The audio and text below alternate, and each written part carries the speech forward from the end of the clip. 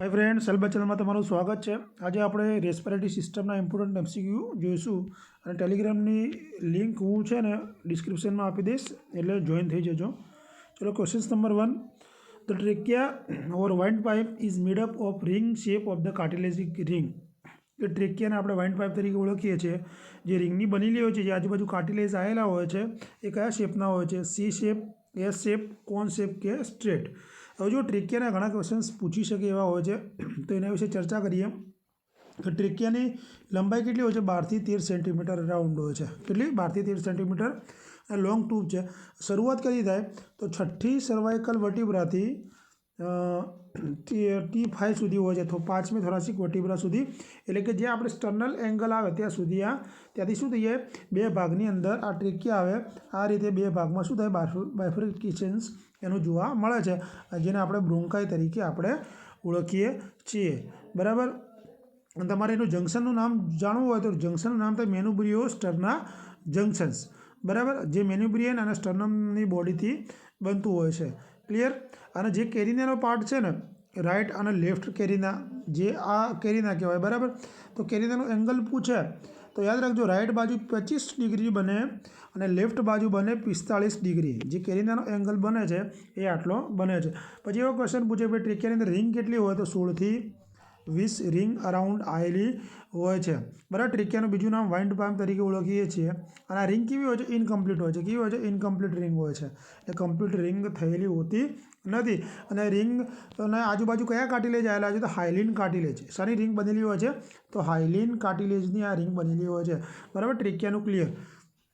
હવે બીજો ક્વેશ્ચન છે કે એવો આવે છે, સાઇનસનો પૂછે છે, બરાબર, કે ભાઈ રેસ્પિરેટરી સિસ્ટમની અંદર સાઇનસ કેટલા પ્રકારના હોય છે?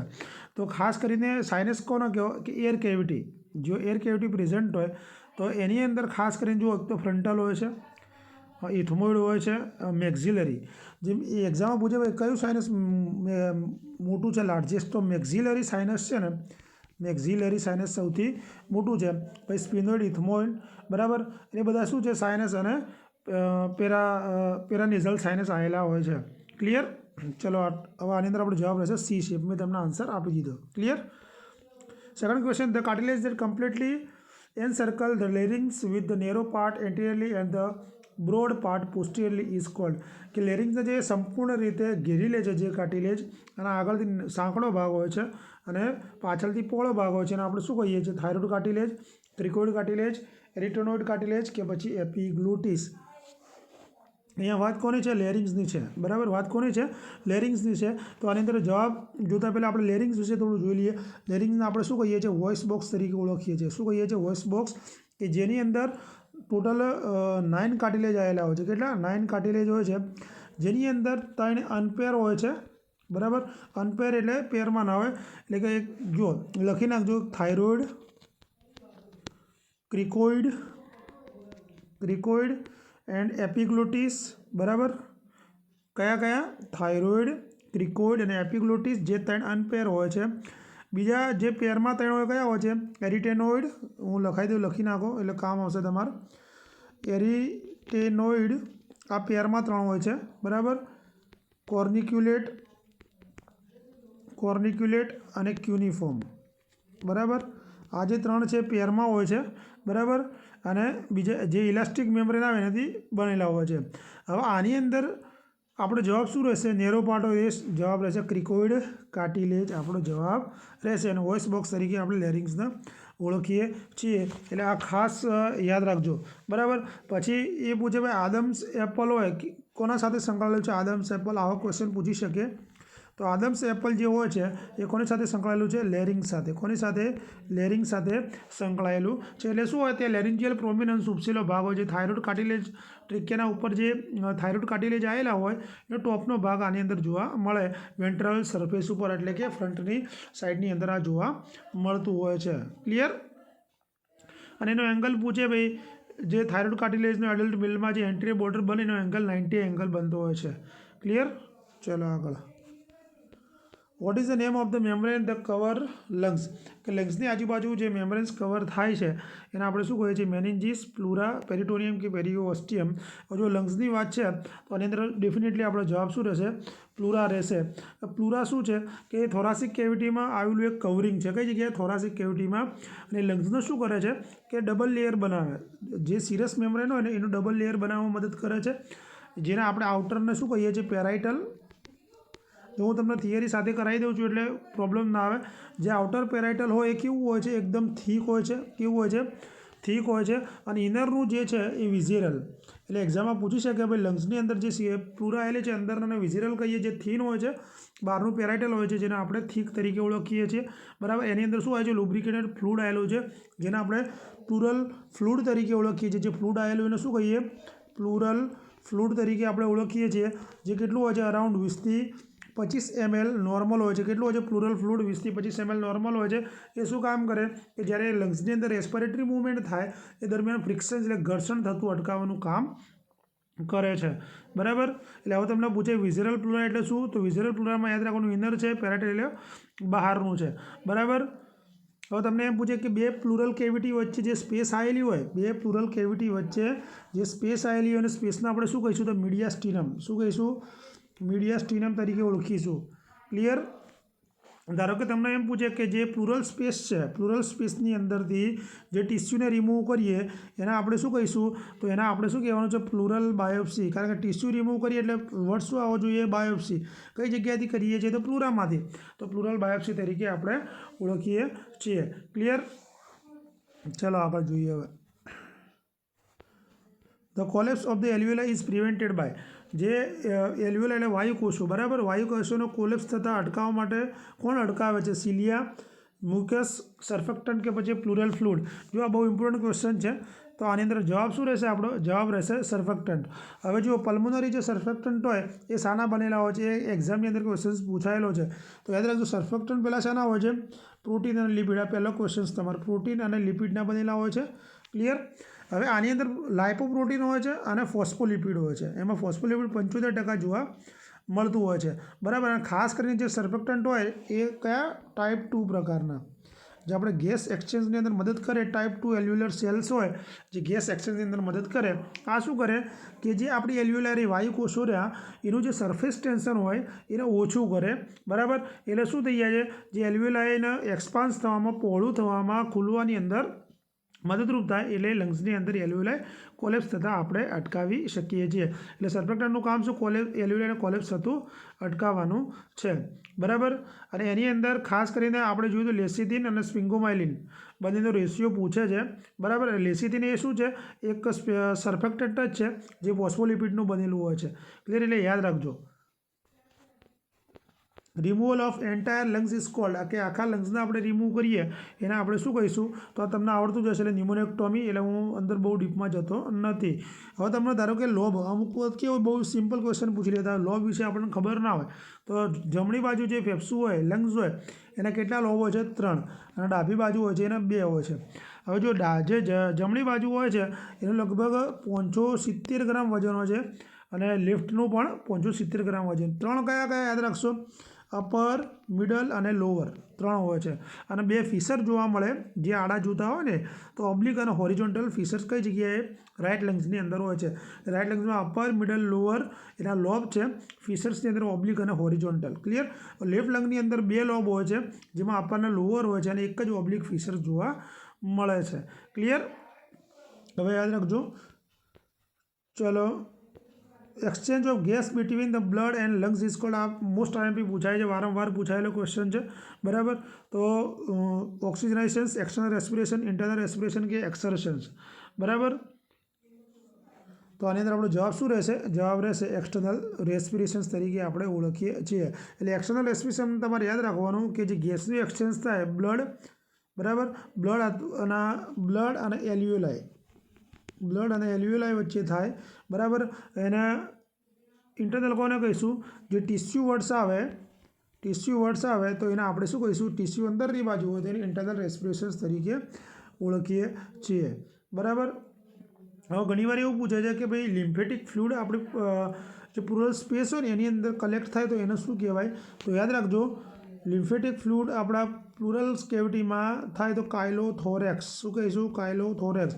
લિમ્ફેટિક ફ્લુઇડ આપણી પ્લુરલ સ્પેસની અંદર જમા થાય તો એને કહેવાય કાયલોથોરેક્સ. ક્લિયર? ખાલી જગ્યા major muscles responsible for breathing in હ્યુમનની અંદર કયા પ્રકારના મસલ્સ હોય જે આપણને હેલ્પરૂપ કરે છે? બરાબર. તો ટ્રેપેઝિયસ, ડાયાફ્રામ, રેક્ટસ એબ્ડોમિનસ કે સ્ટર્નોક્લેડો મસલ્સ. તો એક વસ્તુ આની અંદર ખાસ યાદ રાખજો કે આની અંદર આપણો જવાબ શું રહેશે? ડાયાફ્રામ. એટલે કે ડાયાફ્રામ મેન શું છે? ઇન્સ્પિરેશન્સ મસલ્સ હેલ્પરૂપ થઈ શકે આપણને. બરાબર. ઘણીવાર એવું પૂછે તમને ક્વેશ્ચનમાં કે ઇન્સ્પિરેશન એકલું આપી દે, ઇન્સ્પિરેશન્સ માટે કયા મસલ જવાબદાર છે? તો ડાયાફ્રામ આવશે. બરાબર. જ્યારે ડાયાફ્રામ કોન્ટ્રાક્શન્સ થાય ત્યારે આપણું ઇન્સ્પિરેશન્સ થાય, અને બીજું ઇન્ટરકોસ્ટલ મસલ્સ કોન્ટ્રાક્ટ થાય ત્યારે આપણે શ્વાસ અંદર લઈ શકીએ. આ બંને કન્ડિશન્સ યાદ રાખજો. અને ધારો કે તમને પૂછે કે ભાઈ એટમોસ્ફેરિક પ્રેશર્સમાં ઇમ્પોર્ટન્ટ પ્રોસેસ કઈ થાય? તો બ્રિથિંગની થાય. ક્લિયર? ચલો આગળ. The lungs functions test are determined. કે લંગ્સનું ફંક્શન્સ ટેસ્ટ કરવા હોય તો આપણે શું કરીએ છીએ? તો આની અંદર આપણો જવાબ શું રહેશે? જવાબ રહેશે સ્પાયરોમીટર. બરાબર. લંગ ફંક્શન્સ ટેસ્ટમાં આપણે સ્પાયરોમીટર અથવા રેસ્પિરોમીટર પણ તમે કરી શકો છો. બરાબર. એ શું છે? એક જાતનું ઇન્સ્ટ્રુમેન્ટ છે કે જેની અંદર આપણે શું કરીએ? લંગ્સની કેપેસિટી અને લંગ્સનો વોલ્યુમ આપણે શું કરતા હોઈએ છીએ?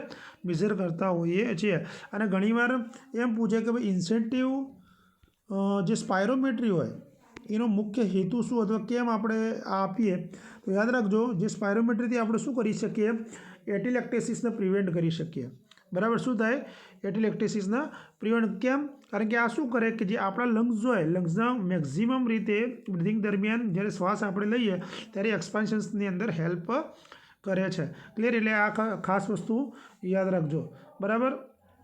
એટલે સ્પાયરોમેટ્રી શું થાય? જે એલ્વિયોલાને રીએક્સપાન્સ કરવામાં આપણને મદદરૂપ કરે છે. એવરેજ ટાઇડલ વોલ્યુમ ઇઝ, બધાને ખબર જ છે ભાઈ એવરેજ ટાઇડલ વોલ્યુમ કેટલો હોય છે? તો 500 ml હોય છે. હવે ટાઇડલ વોલ્યુમ તમે કોને કહો? બરાબર. કે આની અંદર જે આપણે શ્વાસ અંદર લઈએ, બરાબર, શ્વાસ આપણે અંદર લઈએ અને બહાર છોડીએ, દરેક શ્વાસ વખતે જેટલો શ્વાસ તમે નોર્મલ એર અંદર જાય અને બહાર કાઢો એને આપણે શું કહેવાય? ટાઇડલ વોલ્યુમ તરીકે ઓળખીએ છીએ. જો volume remaining in the lungs airway following maximum expiratory effort. એટલે કે આપણે જ્યારે ઉચ્છ્વાસ સ્વરૂપે બહાર શ્વાસ કાઢીએ, હવા કાઢીએ, મેક્ઝિમમ ઇફોર્ટ લગાવીને છતાંય જે વસ્તુ અંદર એર રહી જાય એને શું કહેવાય? Vital capacity, residual volume, tidal capacity કે લોંગ કેપેસિટી. શું કીધું? છતાંય રહી જાય, તમે ટ્રાય કરો છો છતાંય રહી જાય છે તો પછી એને શું કહીશું આપણે? એક્સપાયરેટરી રિઝર્વ, સોરી, આની અંદર જવાબ રહેશે રેસિડ્યુઅલ વોલ્યુમ. કે રેસિડ્યુઅલ મતલબ રહી જવું. બરાબર. નોર્મલી રેસિડ્યુઅલ વોલ્યુમ કેટલો? યાદ રાખજો 1200 ml હોય. બરાબર. કેટલો હોય છે?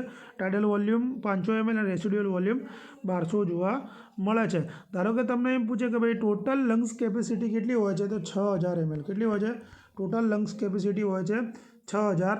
અને તમને એમ પૂછે ભાઈ ન્યૂબોર્નની અંદર ધારો કે લંગ્સ કેપેસિટી આપણને પૂછે તો 150 ml જ કરજો. કેટલી? ન્યૂબોર્નની અંદર લંગ્સ કેપેસિટી કેટલી હોય છે? તો 150 ml હોય છે. ક્લિયર? ધારો કે તમને એમ પૂછે તમે જ્યારે એક્સપિરેશન્સ કરતા હોય, બરાબર, લાર્જેસ્ટ વોલ્યુમ જે હવા હોય એ બધી બહાર નીકળે તો એને આપણે શું કહીશું? તો એક્સપાયરી રિઝર્વ વોલ્યુમ. ક્લિયર?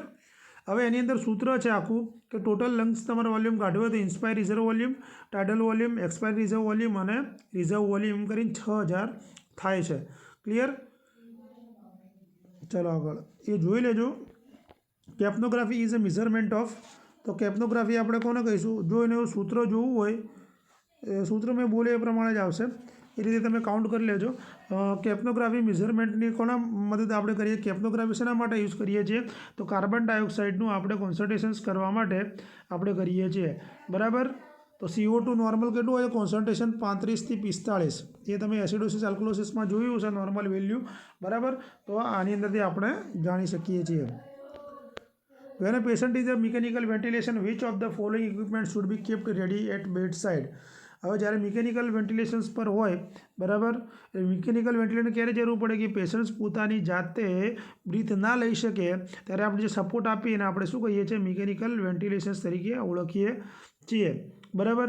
ખાસ કરીને યાદ રાખવાનું છે કે આની અંદર બધા મોડ હોય છે, બરાબર. CMV, PCV, CPAP કે તમે વેન્ટિલેટર મોડનો મતલબ શું કે આપણે પેશન્ટ્સને જુદી જુદી મેથડથી જે શ્વાસ આપીએ એને શું કહેવાય, વેન્ટિલેટર મોડ કહેવાય.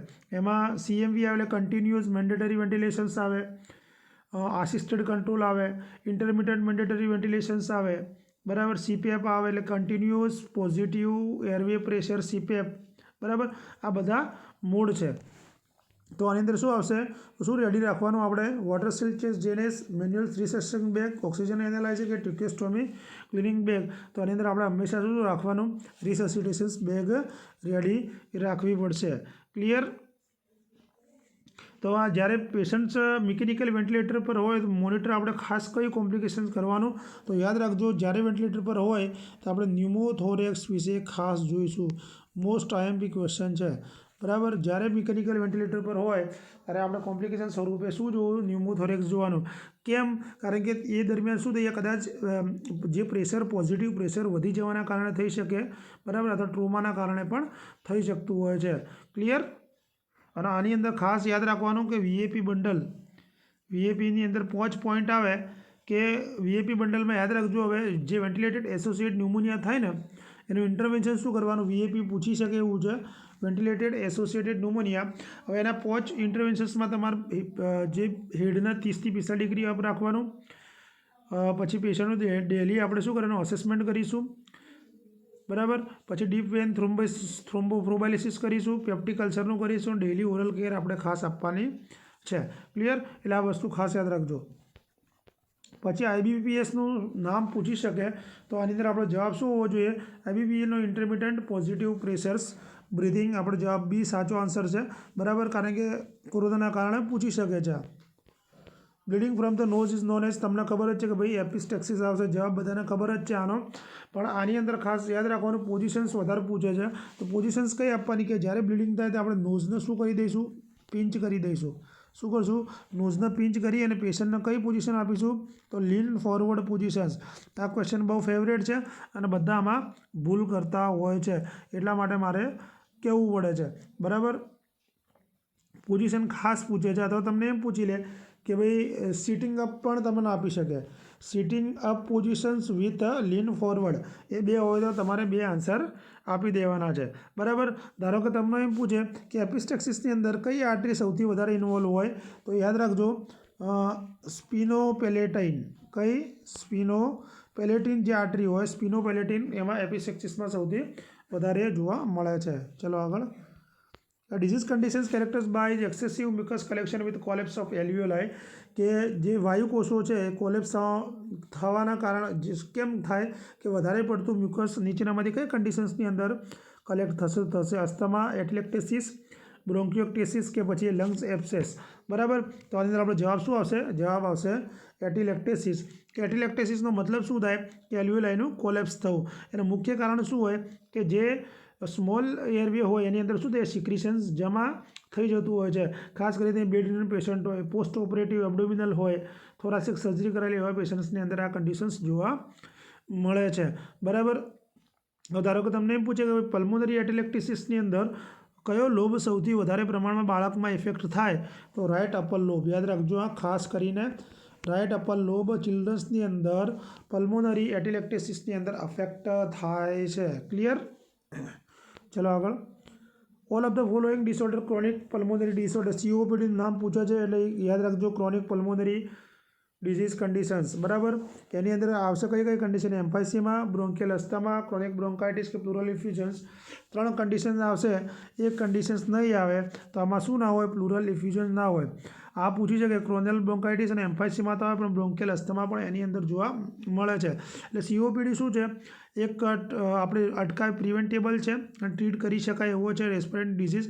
આમાં ખાલી શું જોવા મળે, એરવે જે ફ્લો હોય, એરવે ફ્લો ઓબ્સ્ટ્રક્શન્સ થઈ ગયું હોય, બરાબર. કાં તો પલ્મોનરી પેરાન્કિયામાં જોવા મળે છે. એટલે COPDની અંદર બ્રોન્કાઇટિસ આવશે, એમ્ફાઇસેમા અને ક્રોનિક બ્રોન્કાઇટિસ પણ આવી શકે છે, બરાબર. એટલે ખાસ યાદ રાખજો, આ COPD રિલેટેડ ક્વેશ્ચન પૂછે જ છે. ચલો આગળ. જો તમને એમ પૂછે ભાઈ COPDમાં તમે ડાયગ્નોસ કરવા માટે શું કરશો, તો એની અંદર ડાયગ્નોસ કરવા માટે આપણે સ્પાયરોમેટ્રી પણ ટેસ્ટ કરી શકીએ ભાઈ COPD છે કે નહીં એ જોઈ શકીએ, બરાબર. અને ખાસ કરીને COPDવાળા પેશન્ટને જ્યારે આપણે અસેસ કરતા હોય તો લેબોરેટરી ફાઇન્ડિંગ આમાં શું આવશે કે જે આપણે RBC હોય ને એ એલિવેટેડ હોય. શું હોય? RBC વધી ગયેલા હોય છે. કેમ? કારણ કે COPDમાં શું હોય, ક્રોનિક હાઇપોક્સિક કન્ડિશન્સ ડેવલપ થાય, એના પરિણામે RBC શું થઈ જાય, ઇન્ક્રીઝ થઈ જાય, બરાબર. એ ખાસ યાદ રાખજો, કારણ કે હાઇપોક્સિયાની કન્ડિશનમાં શું થાય, એરિથ્રોપોએટિન ઇન્ક્રીઝ થાય, બરાબર, કિડનીમાંથી. એટલા માટે આ થતું હોય છે. સ્પાયરોમેટ્રી તમને બધાને ખબર જ છે, ક્લિયર. એટલે સ્પાયરોમેટ્રી આપણે બહુ જોવાની જરૂર નથી. ચલો આગળ. COPD ધરાવતા માટે ઓક્સિજનની જરૂરિયાતો નક્કી કરવા સૌથી સચોટ રીત કઈ છે? તો COPDવાળા દર્દીની અંદર આપણે કઈ રીતે ઓક્સિજન આપવું હોય, કઈ રીતે નક્કી કરીશું? તો આની અંદર જવાબ શું રહેશે? Observe skin colour, is changing vital sign, asking how the patient કે બ્લડ ગેસ એનાલિસિસ. તો આની અંદર આપણો જવાબ રહેશે બ્લડ ગેસ એનાલિસિસ. આ પૂછાય છે, બરાબર. જ્યારે આપણે ABG કરવું હોય તો એલએન ટેસ્ટ કરીએ છીએ. કયો ટેસ્ટ કરીએ છીએ? એલએન ટેસ્ટ, બરાબર. હવે આની અંદર આપણે શું કરીએ, અલ્નાર આર્ટરીની પેટર્નસી ચેક કરીએ. કઈ? અલ્નાર આર્ટરીની પેટર્નસી ચેક કરીએ છીએ. એની અંદર રેડિયલ અને અલ્નારના બંને બાજુ લેટરલ સાઈડથી આપણે પિંચ કરીએ અને 6 સેકન્ડ માટે આપણે શું કરીએ છીએ, અલ્નાર આર્ટરીને છોડી દઈએ છીએ. જો હાથ એકદમ રેડ કલર થવા માંડે, બ્લડ જવા માંડે તો આપણે કરી શકીએ. જો હાથ બ્લુ કલર ના થાય તો આ નેગેટિવ છે, તો આપણે કરી શકતા નથી. યાદ રાખજો, અલ્નારની પેટર્નસી માટે આપણે આ કરીએ છીએ, clear.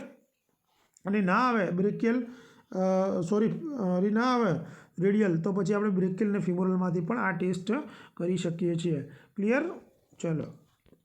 The goal of the pursed slip breathing exercise, કે પર સ્લીપ બ્રીથિંગ એક્સરસાઇઝનો ગોલ શું છે? Prevent aspirations pneumonia, strengthen the diaphragm, loosen the bronchial secretion, reduce the amount of the trap air. એટલે શું કરવાનું? જે પર સ્લીપ બ્રીથિંગ છે એનો મુખ્ય ગોલ શું હોય કે જે ટ્રેપ એર હોય એના અમાઉન્ટને આપણે શું કરીએ છીએ, ડિક્રીઝ કરવા માટે પર સ્લીપ બ્રીથિંગ એક્સરસાઇઝ આપણે કરીએ છીએ, બરાબર. COPDમાં બહુ ઇમ્પોર્ટન્ટ છે પર slip breathing. The most powerful stimulus for respiratory centre, most powerful respiratory centre કયું છે?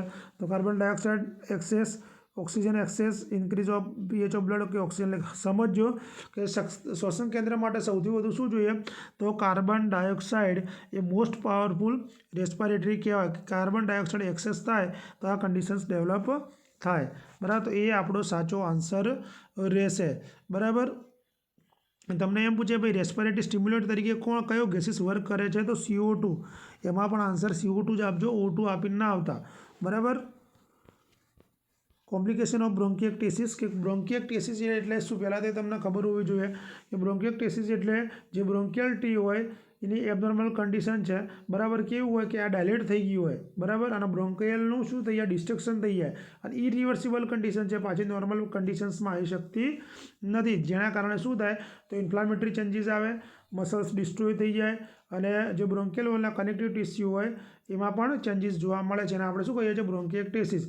કોમ્પ્લિકેશનમાં શું જોવા મળે? સેરિબ્રલ એબ્સેસ, લંગ એબ્સેસ, એમ્યુલોઇડોસિસ, કે ઓલ ઓફ ધી અબવ. તો આની અંદર આપણો જવાબ શું રહેશે? જવાબ રહેશે ઓલ ઓફ ધી અબવ. આ 3 બ્રોન્કિએક્ટેસિસની અંદર કોમ્પ્લિકેશન સ્વરૂપે જોવા મળશે. હવે કાલે આપણે બધા જે ડિઝીઝ કન્ડિશન છે એના વિડીયો સરસ આ રીતે આપણે જોઈ લઈશું. વિડીયો કેવો લાગ્યો મને જરૂર કહેજો, અને જે વિદ્યાર્થી મહેનત કરતા હોય એમનામાં શેર જરૂર કરજો. જરૂર હોય તો તમારા સ્ટેટસમાં વિડીયો લગાવજો, જેથી હેલ્પ બધા વિડીયોને વિદ્યાર્થીઓને થઈ શકે. Thank you.